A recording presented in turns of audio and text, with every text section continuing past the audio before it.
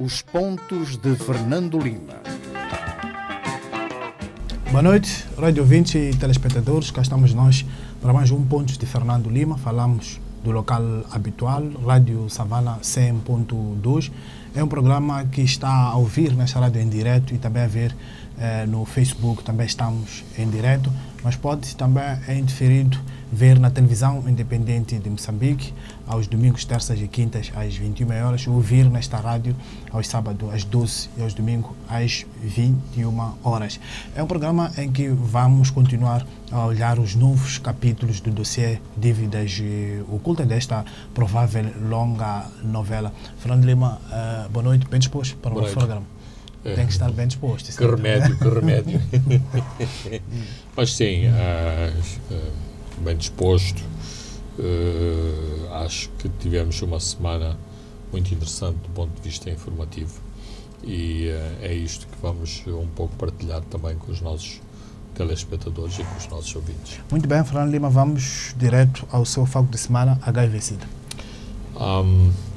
Parece que os nossos números do HIV-Sida continuam preocupantes.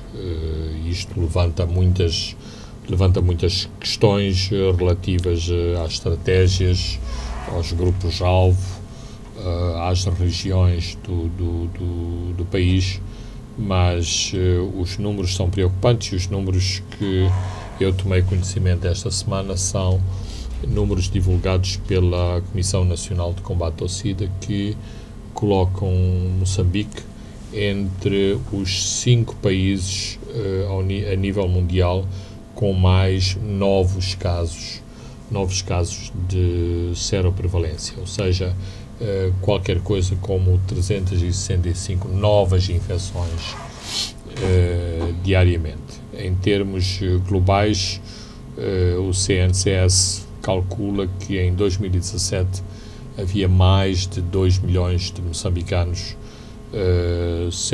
seropositivos.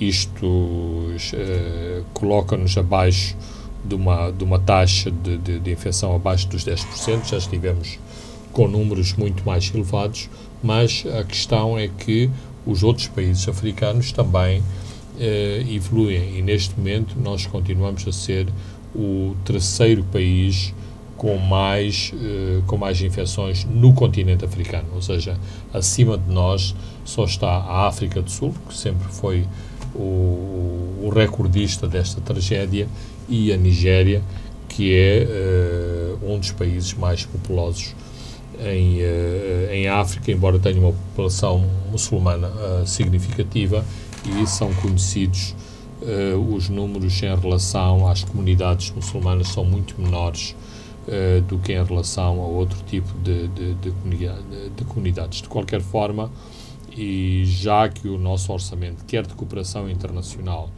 quer o nosso orçamento interno dedicado a esta pandemia é um grande orçamento, estes números, não vou dizer que são desanimadores, mas são números muito complicados para o nível de tarefa que quer o Ministério da Saúde, quer outros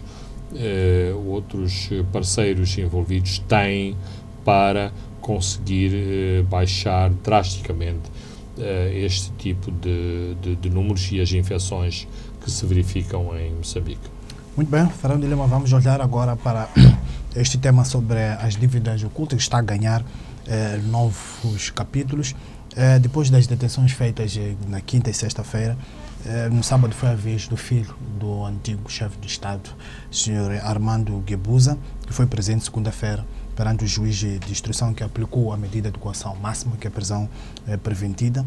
Fernando Lima, prender o filho do antigo chefe de Estado, até agora responsável político destas dívidas, é uma importante demonstração de que se está a levar a sério este caso, ou não passa de teatro como alguns setores defendem? Bem, eu acho que o ceticismo continua a existir, porque, portanto, há uma série de coincidências, de factos que estão muito alinhados e muito relacionados com outras situações que ocorreram recentemente em relação a este caso, e isto não afasta automaticamente este ceticismo e esta capacidade ou incapacidade de as nossas autoridades lidarem com este assunto, que não é um assunto de bang-bang, que é um crime de sangue. São crimes muito mais complexos, que envolvem atores transnacionais, portanto, moçambicanos e outras pessoas de outras nacionalidades e que agiram fora do território moçambicano. De qualquer forma, e dada a nossa herança histórica, em que os presidentes e as suas famílias pertencem ao núcleo dos intocáveis, é preciso reconhecer que mexer no filho do antigo presidente, independente do seu nível de culpa, dos problemas que possa haver em torno da sua participação neste escândalo, não deixa de ser um passo muito importante e também uma medida que tem um grande impacto na sociedade moçambicana, e nós sentimos isso. Ou seja, a partir do momento em que o filho do antigo chefe de Estado é detido, parece que se atingiu um novo patamar no dossiê de dívidas ocultas. É uma espécie de que nada será como antes. Quase. Ou seja, porque a Vox Populi, aquilo que nós conhecemos do próprio processo, porque neste entretanto houve muitas investigações que foram feitas, também envolvem outras pessoas da mesma família neste processo, e estas pessoas não estão em situação de tensão, mas o sinal do Ministério Público em relação a esta questão está lá, porque mesmo em termos globais há muitas outras pessoas que já foram arroladas pelo Ministério Público, que já foram ouvidas, que já foram investigadas, que foram constituídas arguidas e que ainda não estão em regime de detenção preventiva. Mas isso é basicamente dado o nível do envolvimento dessas pessoas neste escândalo. Penso que sim, e bem, não conhecemos o processo a estratégia, não conhecemos a estratégia do Ministério Público. Este é um processo que foi assumida pela Procuradoria-Geral da República, mas muitas vezes o facto de elementos importantes no processo permanecerem em liberdade visam outros objetivos. Não há delação premiada em Moçambique, mas muitas vezes em troca de informações, de documentos, de investigações que estão pendentes em função, inclusivamente, do nível de colaboração que um determinado suspeito está a prestar às autoridades. Isto pode determinar que esta pessoa possa ser mais útil em liberdade do que em detenção. E pronto, em detenção preventiva nós conhecemos que é uma medida de coação extrema. Conhecemos, portanto, tudo o que está adstrito à detenção preventiva, nomeadamente destruir provas do processo, fugir, perturbar o curso perturbar, e, portanto, é esta a estratégia, para já, é esta a estratégia do Ministério Público, mas eu diria que mais dia, menos dia, teremos novas detenções neste caso. Muito bem, Fernando Lima. À saída do tribunal, o advogado de Ndabi-Kebuza, o Alexandre Chival, alegou que o seu cliente pode estar a ser vítima de uma perseguição política de alguém que quer ganhar eleições a todo custo. Isto é uma claríssima alusão ao atual chefe de Estado, Filipe Nyusi. É uma clara alusão a Filipe Jacinto Nyusi, e coloca o nível de argumentação fora do campo jurídico, ou seja, passamos... Há um esforço de arrastar esse processo para o campo político. Claramente, aliás, sempre foi essa a intenção. A intenção foi sempre dizer que não havia assunto, que não havia caso, que estávamos perante um esforço hercúleo da pátria em erguer este projeto de defesa e, portanto, tudo o resto eram cabalas. Claro que com as evidências que surgiram a partir da acusação norte-americana, é um pouco difícil argumentar nesta linha da cabala, mas é possível continuar a argumentar nesta esfera política, nomeadamente que com este processo, um dos resultados atingido, independentemente da perseguição da verdade e da culpabilização de alguém que cometeu ilícitos, é também obter dividendos políticos. E nós sabemos que, se o caso das dívidas ocultas tiver sucesso, isto é um tonificante para o Partido Frelimo, que vai enfrentar uma eleição muito difícil em outubro.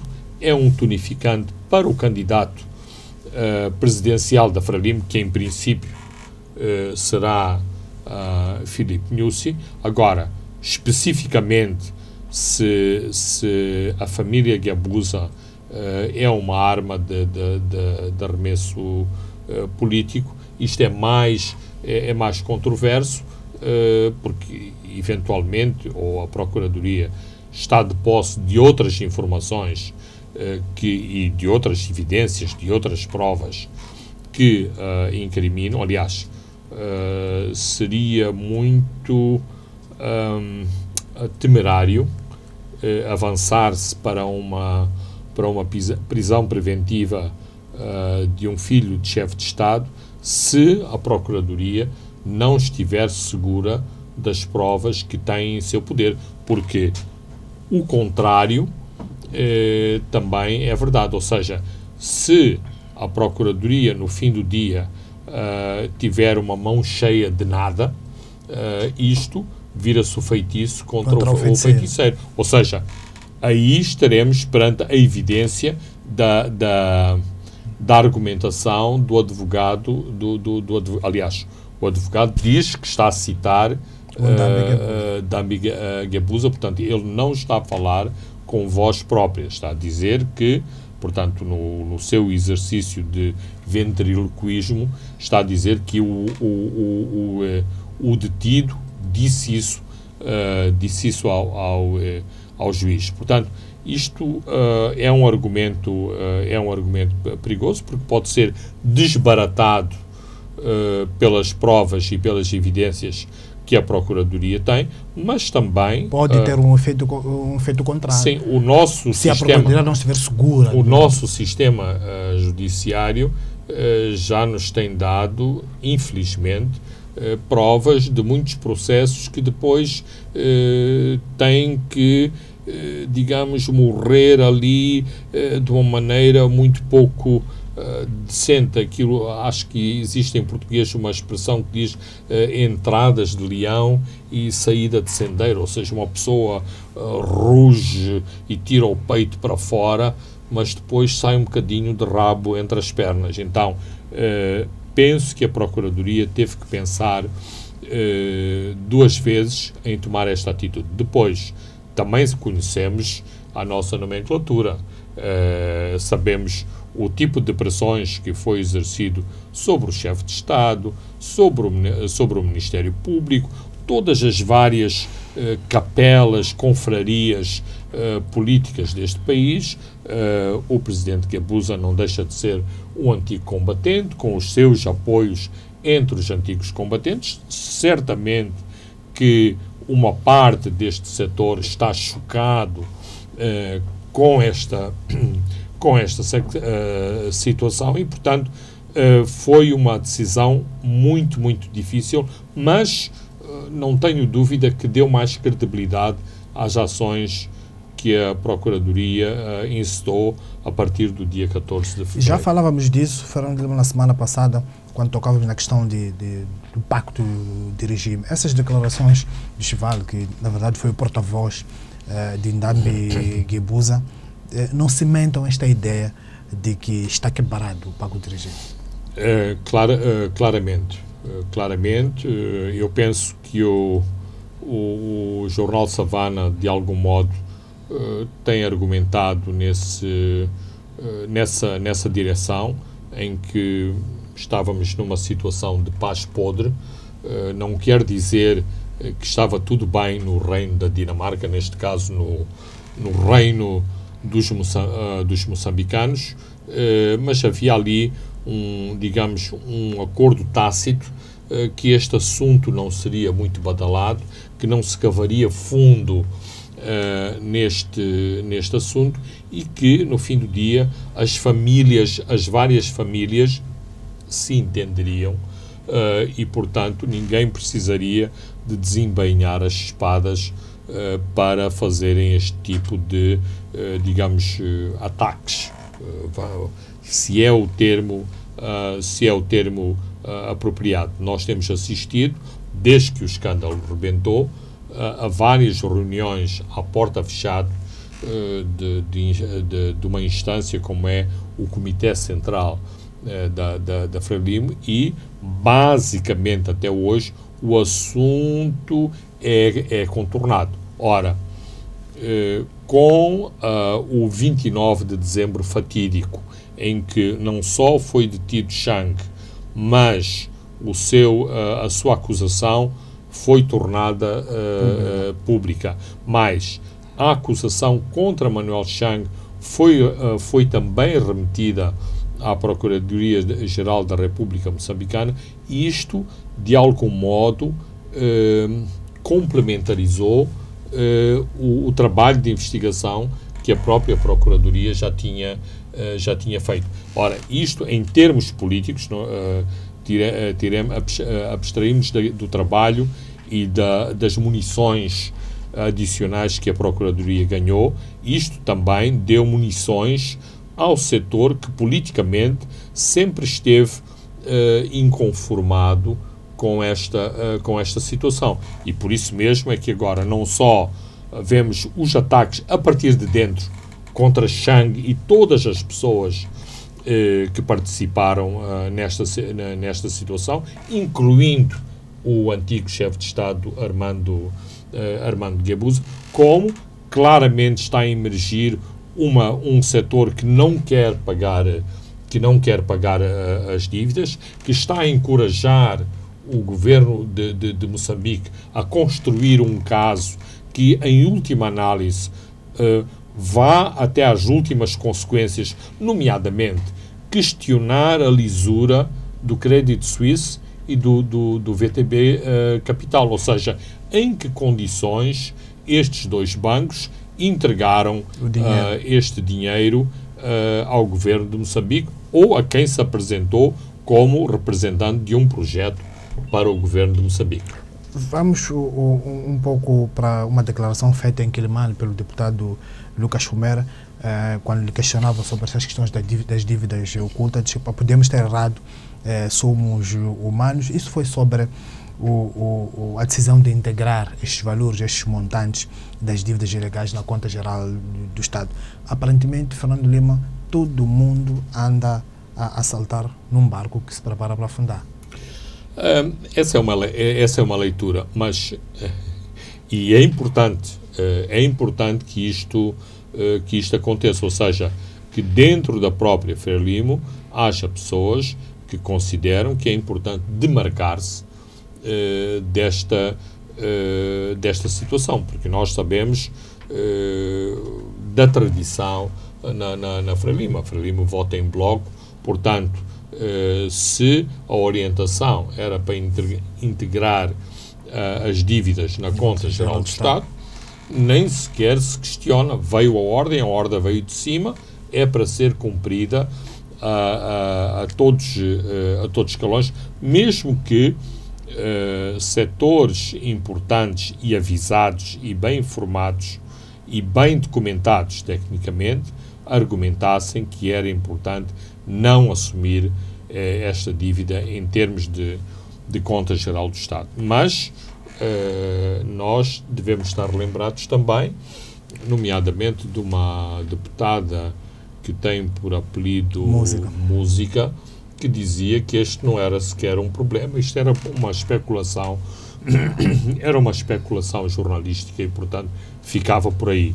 Ora, isto, eu chamo isto de aculação porque, em última, isto mostra um nível de desinformação em relação às coisas de Estado. Por exemplo, o ex-primeiro-ministro Vaquina diz que não tinha conhecimento, e eu acredito nele. Ou seja, acredito no sentido, não é que não tinha conhecimento, claro que tinha conhecimento. Que nunca foi discutido no Conselho de Ministros. Mas as implicações do projeto, os seus detalhes, isso é verdade. Muitos membros do Conselho de Ministros, eu já tive a oportunidade de falar com vários, sabiam que existia esse projeto, que havia qualquer coisa que está, mas sempre estiveram à margem era um projeto discutido num pequeno círculo.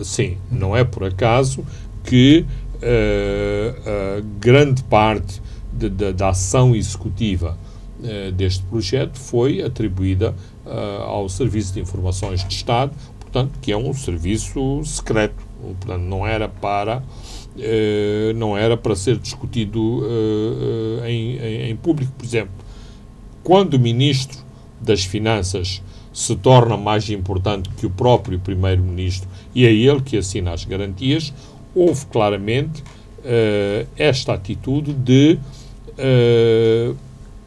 algum modo, se pôr de lado, colocar-se de lado o Primeiro-Ministro para dar esta primazia ao Ministro das Finanças. Foi o Ministro das Finanças que viajou para Londres, foi o Ministro das Finanças que viajou para a França, acompanhou a construção dos navios, não sendo ele nem das pescas, nem da defesa. Portanto, claramente, o participou numa conferência de imprensa. Claramente, o Ministro das Finanças foi a pessoa escolhida pelo Presidente, o Presidente da República, que é o chefe do Governo, foi ele o escolhido para formalmente assumir o projeto, nomeadamente em relação às garantias que os bancos precisavam para fazerem os desembolsos para o projeto. Um dos argumentos do deputado Lucas Chomera, que é o presidente da Comissão de Administração Pública e Poder Local, é de que tomaram a decisão na base de elementos que estavam disponíveis naquela altura. Isto não iliba?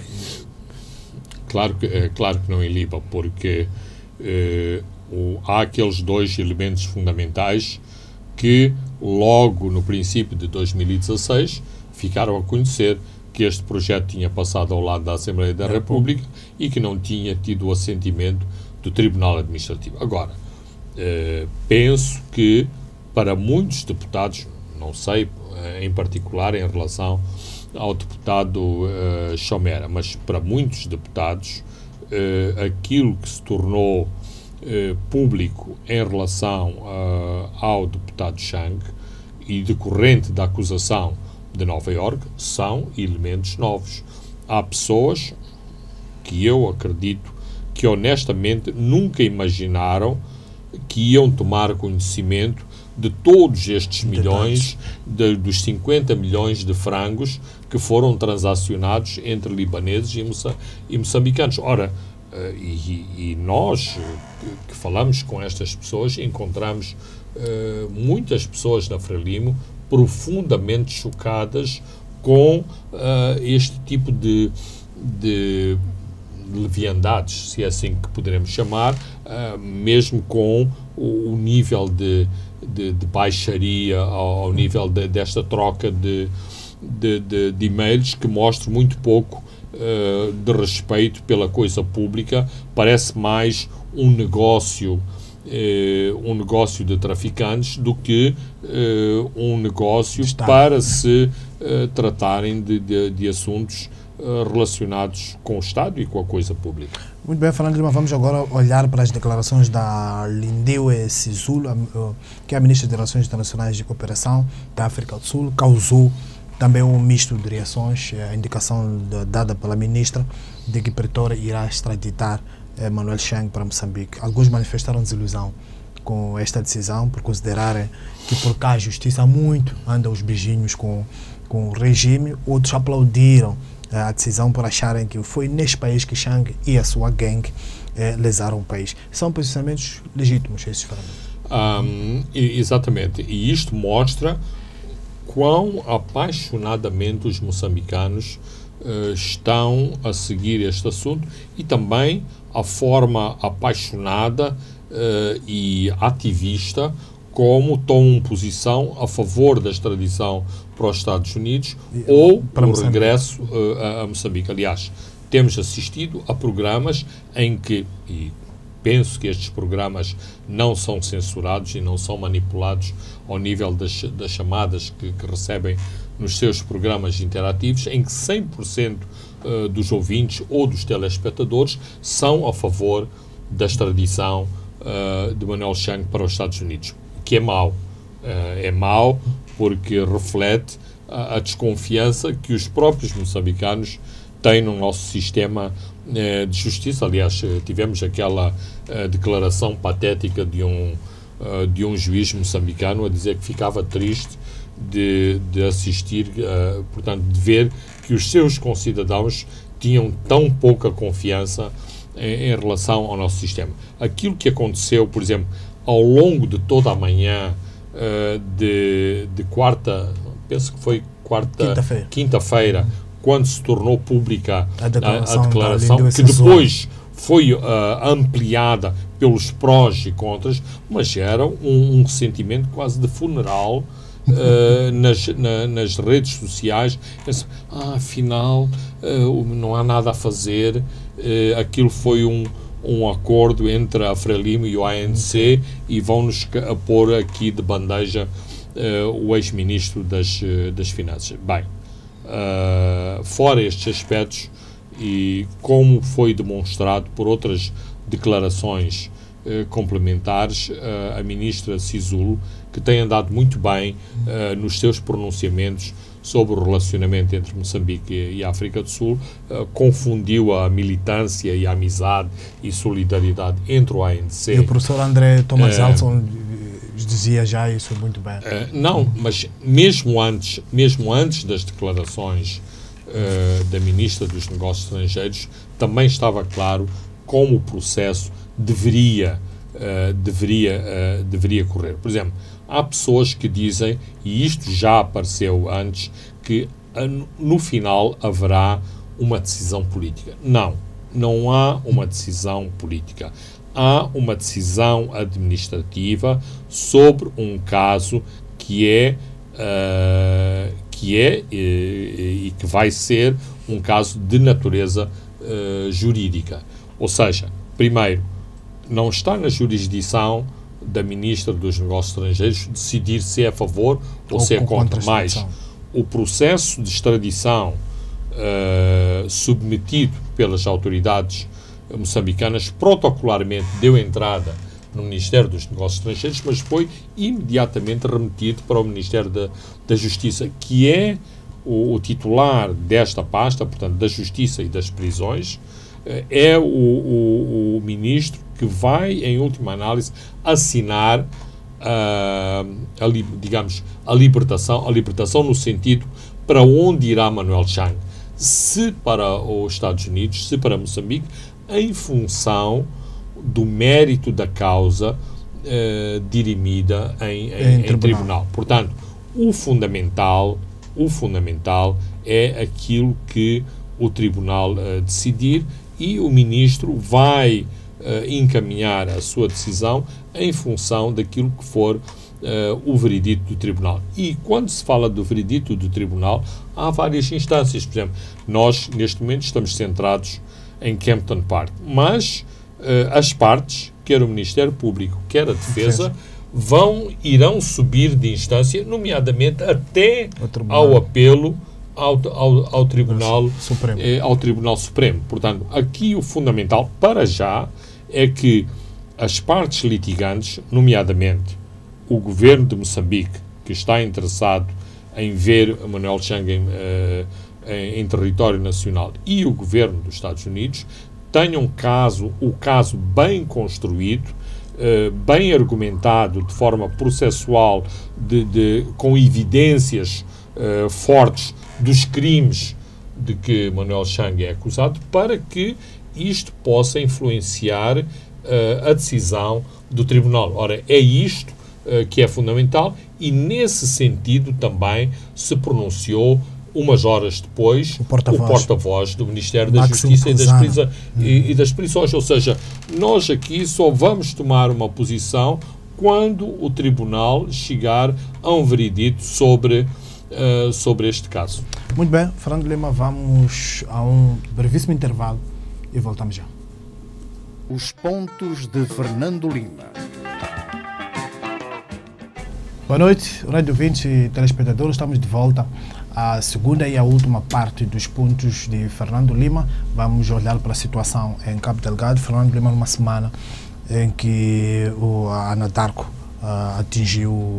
quase atingir as metas de pré-vendas de gás para a declaração de decisão final de investimentos. Eles sofreram esta quinta-feira um ataque. A comitiva da Anadarko sofreu um ataque ao longo da estrada que liga Mocimboa da Praia até Palma. Isso ia a Afuns. O ataque foi feito a 20 km da zona da construção. Fernando Lima, esta é uma situação muito delicada. Muito delicada, muito preocupante, não obstante todos sabermos que mais dia, menos dia, isto iria acontecer. Porque, digamos que os ataques às aldeias, os massacres de pessoas, o horror e a crueldade com que são chacinadas as pessoas nas aldeias, era como que um aperitivo para o objetivo final. E o objetivo final, claramente, é atacar o projeto das petrolíferas. Ataca-se as petrolíferas e, do mesmo modo, está-se a atacar o governo moçambicano, porque o governo de Moçambique tem grandes expectativas nestes projetos. Estes projetos podem significar um desenvolvimento nunca visto neste país, mas também em função de situações de conjuntura em que a segurança é apenas mais uma das componentes. Uma situação de violência adversa aos projetos poderá, por exemplo, atrasar os projetos. Portanto, aquilo que aconteceu na quinta-feira foi extremamente grave e marca um novo patamar na escalada de violência em Cabo Delgado, e com claras consequências para tudo que é a perspectiva de desenvolvimento. Porque, por exemplo, não espero que isto vá acontecer, mas isto tem implicações, por exemplo, das empresas estrangeiras envolvidas declarar a interrupção dos projetos. Isto tem implicações sobre os seus cronogramas. E, portanto, isto significa que não é um ataque isolado, porque este ataque pode ser o princípio de muitos outros ataques. Porque a questão é, poderemos argumentar, mas como é que isto foi possível? O problema é que numa situação de guerrilhas, de grupos dispersos com uma grande mobilidade, é sempre fácil causar danos, sobretudo causar danos sobre objetivos civis, independentemente se havia uma escolta militar sobre o grupo de trabalhadores da Anadarko.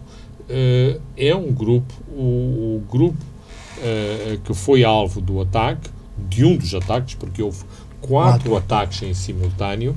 o grupo que foi alvo do ataque era um grupo de civis, mas no grupo havia uma ambulância, a ambulância foi atacada. Portanto, claro, e a ambulância também estava claramente identificada, portanto, não foi atacada porque foi um erro. Houve claramente a intenção de atingir a ambulância. Uma das empresas subcontratadas no projeto, a empresa portuguesa Gabriel Couto, que está a construir a pista da aviação da FUNGI, um dos seus carros foi queimado, o seu motorista foi morto e decapitado. Portanto, pode ser que eu esteja errado, mas é o primeiro trabalhador do projeto de construção da base fabril da Anadarko que é morto e decapitado pela revolta jihadista. Bem, há muitos nomes que se dão a estas pessoas que estão a causar estes problemas em Cabo Delgado.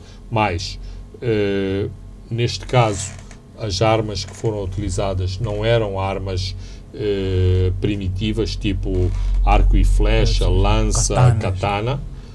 Eram armas de fogo modernas, metralhadoras, portanto... Isto significando que está a entrar para uma nova fase.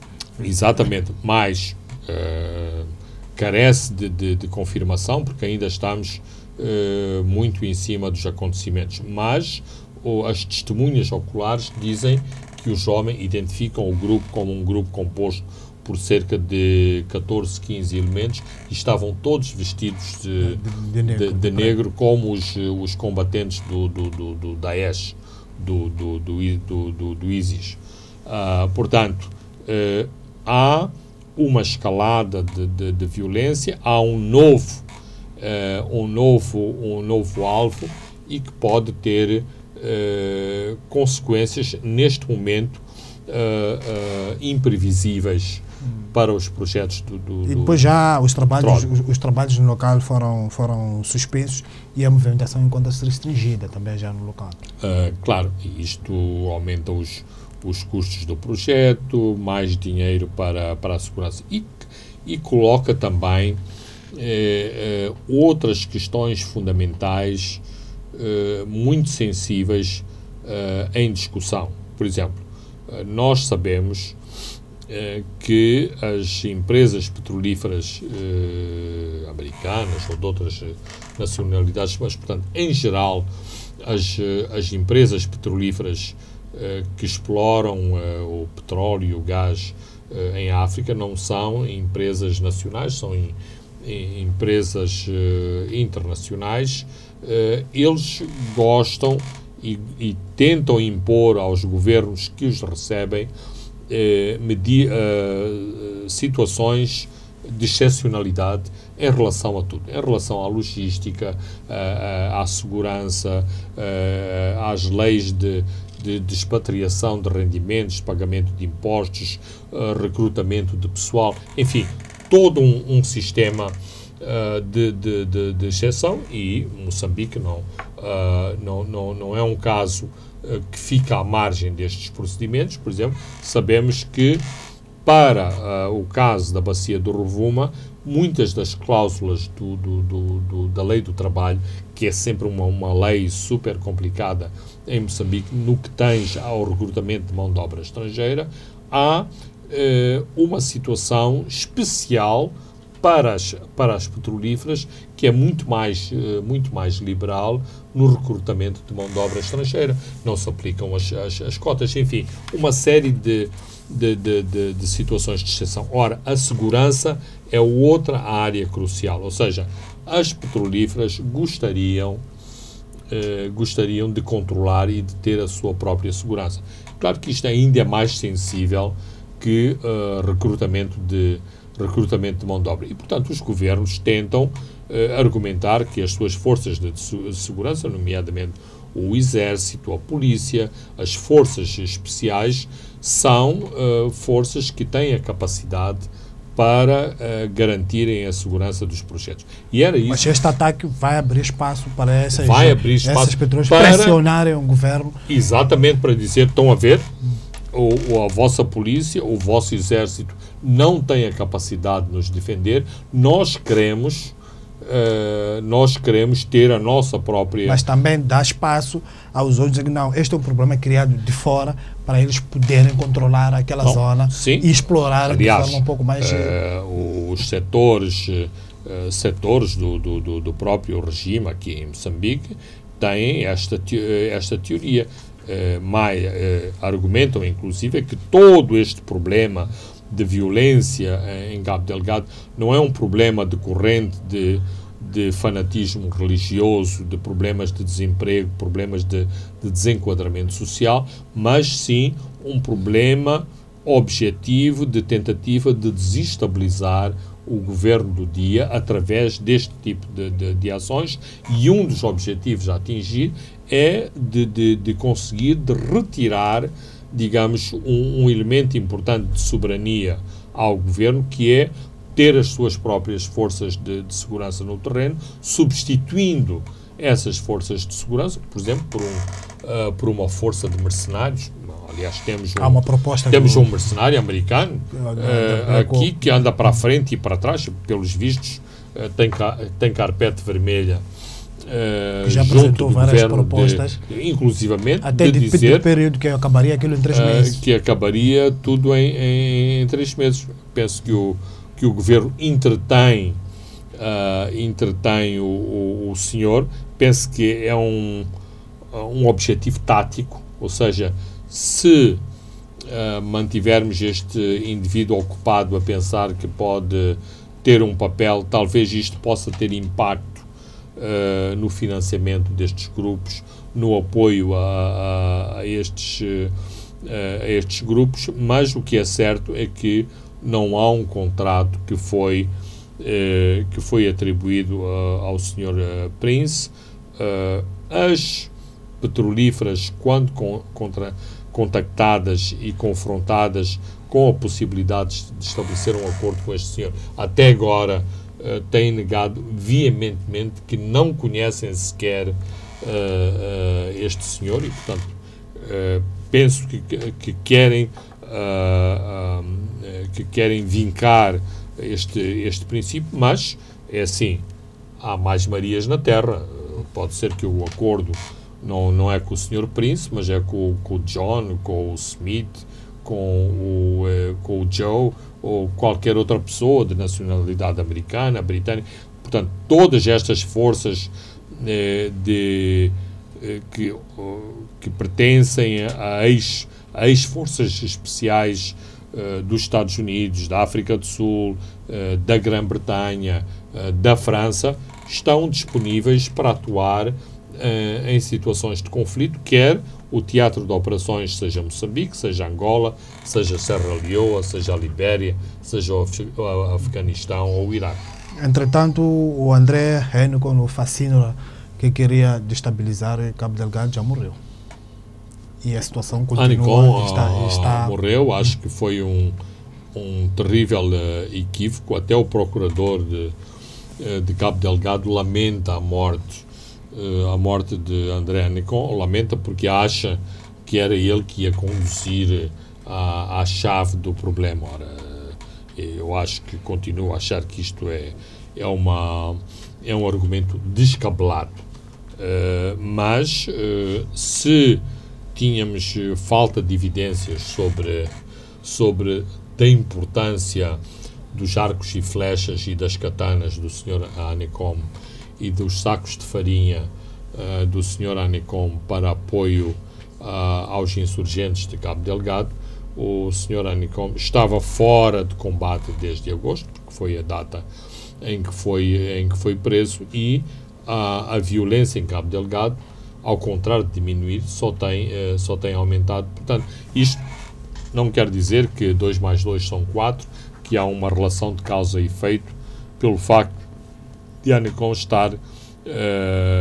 ter estado em detenção até há algum tempo atrás. Mas o que é certo é que os níveis de violência nunca mostraram qualquer tendência a baixar. Portanto, se havia algum esforço organizativo nesta guerrilha por parte do Sr. Anacom, não há qualquer evidência que ela foi sentida.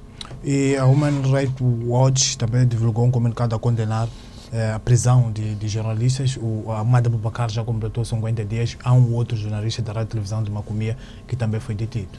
Bem, esta é uma situação muito preocupante, porque as acusações contra os dois jornalistas são acusações graves, perigosas, portanto, que eventualmente estes jornalistas, na prática, estes jornalistas são espiões, estão a atuar contra o Estado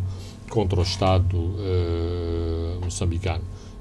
Eu espero que na próxima semana a Procuradoria-Geral da República possa clarificar esta situação, uma vez que num primeiro momento houve uma intenção da Procuradoria em legalizar a situação destes dois jornalistas, portanto afastando-os dos campos militares, da situação de detenção ilegal, mas neste momento, do ponto de vista técnico, há um juiz que decidiu que estes jornalistas deviam aguardar julgamento em regime de detenção. Resta saber, e por isso que a Procuradoria terá mais uma vez um papel importante, porque a Procuradoria-Geral da República também recebe as cartas de Human Rights Watch, da Amnistia Internacional, das Nações Unidas, tem responsabilidades como o Ministério Público, como garante da legalidade neste país, portanto, tem poderes para ver a forma como os processos foram instruídos, e nós sabemos, já tivemos nas mãos muitos processos em que muitas declarações foram obtidas com os suspeitos presos com canos de pistola na boca, com sevícias, torturas. Portanto, a PGR poderá aferir de per si se todo o processo está em conformidade, ou alguém que quer conformar os seus desejos com a realidade que não existe, e em que os dois jornalistas são utilizados como bodes expiatórios. E também há um esforço para evitar que sejam reportadas as várias situações que estão a acontecer por lá.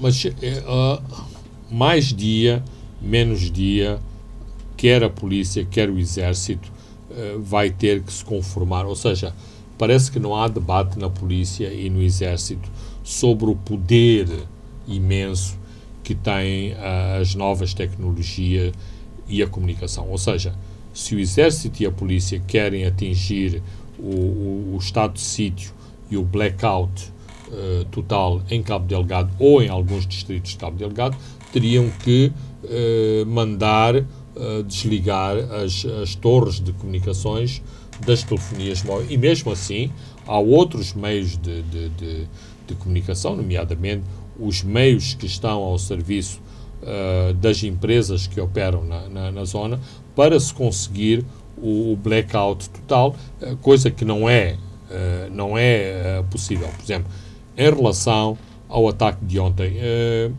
uma hora depois de ter acontecido o ataque, em Maputo já se sabia que tinha havido um ataque, já havia fotografias, as próprias pessoas que estavam desaparecidas no mato, porque fugiram, abandonaram os seus carros quando houve a emboscada, essas mesmas pessoas, com os seus telemóveis, conseguiram comunicar com os seus colegas e para dar a localização onde se encontrava, e, portanto, foram resgatados com um grau com um grau mínimo de dificuldade, e que foram exatamente as comunicações desempenharam um papel muito importante. Hoje, o camponês que faz a transação do M-Pesa é o mesmo camponês que diz que a sua casa foi queimada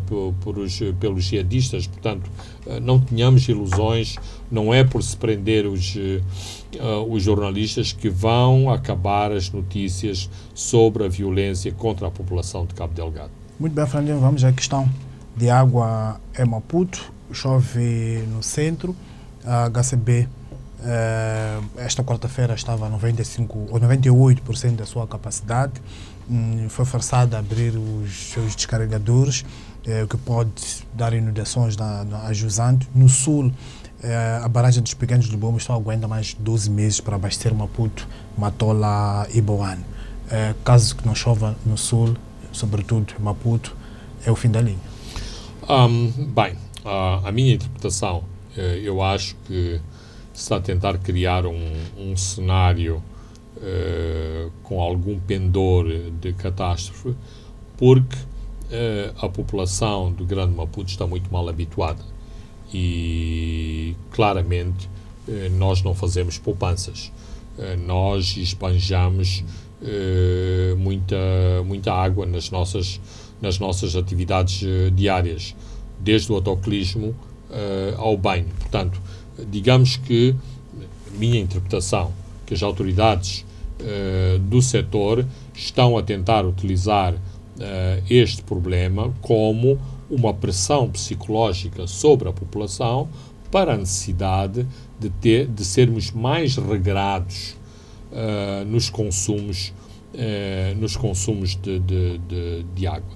E digo isso porquê? Porque, em termos práticos, com os projetos já desenvolvidos, não obstante as restrições, vai ser possível haver água na zona do Grande Maputo. Não só porque os Pequenos Libombos têm esta capacidade para abastecer, e quando se diz que tem capacidade para um ano, nós sabemos que para o ano, aliás, este ano, em outubro, começa um novo ciclo de chuvas e, portanto, até agora não temos as previsões sobre esse mesmo ciclo de chuvas. Por exemplo, o ciclo de chuvas deste ano já foi mais positivo que o ciclo de chuvas do ano passado.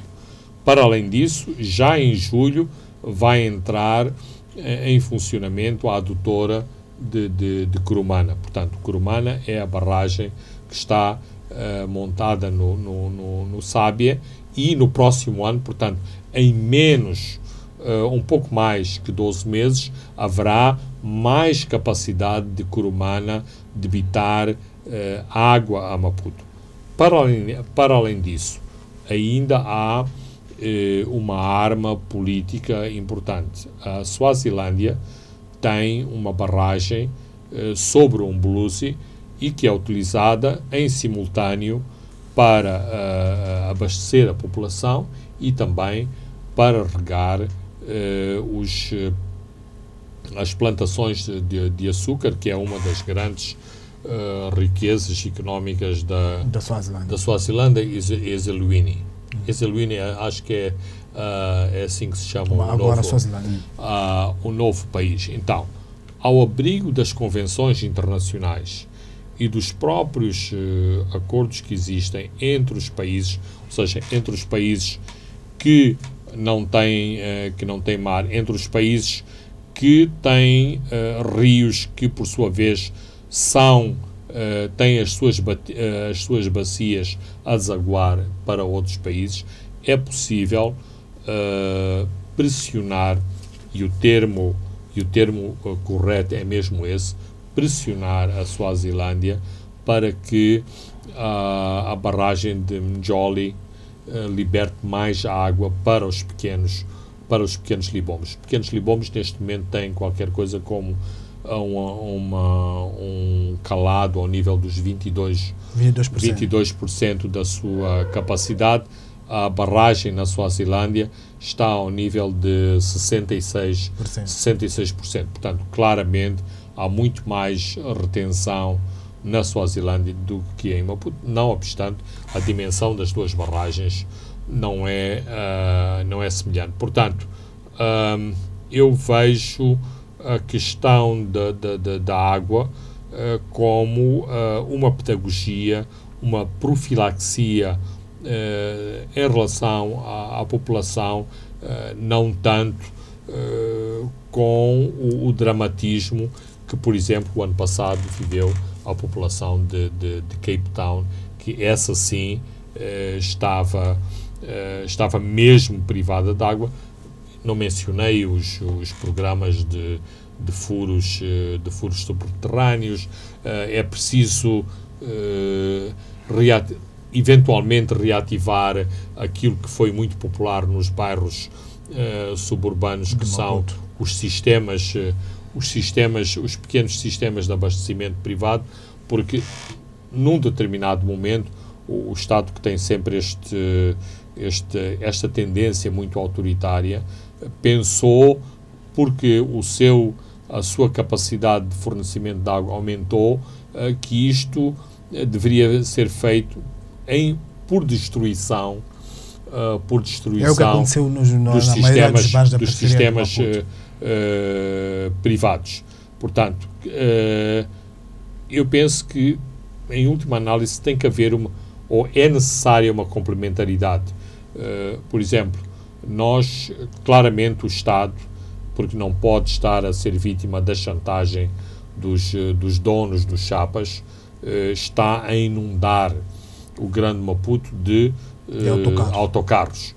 E a ideia, claro, é pôr em sentido os chapeiros. Mas, ao mesmo tempo, nós temos que reconhecer o valor económico dos chapeiros. Portanto, penso que uma estratégia correta não é destruir os chapeiros, não é de tirar o pão e o emprego e o rendimento económico aos donos e às pessoas que a indústria do chapa opera, mas retirar aos chapas esta capacidade de chantagem sobre o governo, ou seja, de os chapeiros manterem em sentido o governo, como também, num passado recente, os padeiros mantinham o governo em sentido, porque eles aqui, em última análise, determinavam como é que devia ser o peso do pão, o preço do pão, e neste momento, porque o governo, em termos capitalistas, foi arranjar uma mega fábrica de produção de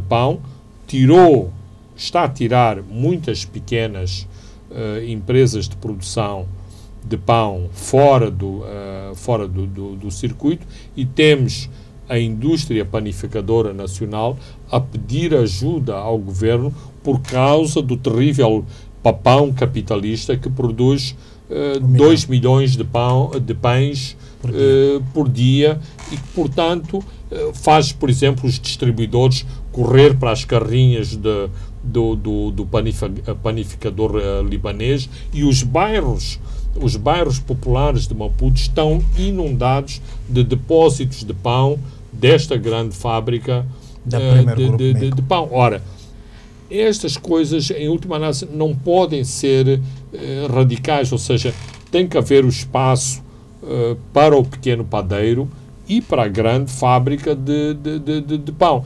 Mas quando o pequeno padeiro, porque sente que tem o governo na mão, porque produz pão, porque tem inclusivamente saco de farinha subsidiado pelo governo, ora, o governo também se sente incomodado com estas chantagens. Agora, o modelo é, se não é possível conviver com o chapa, com os sistemas de distribuição de água, com as pequenas padarias.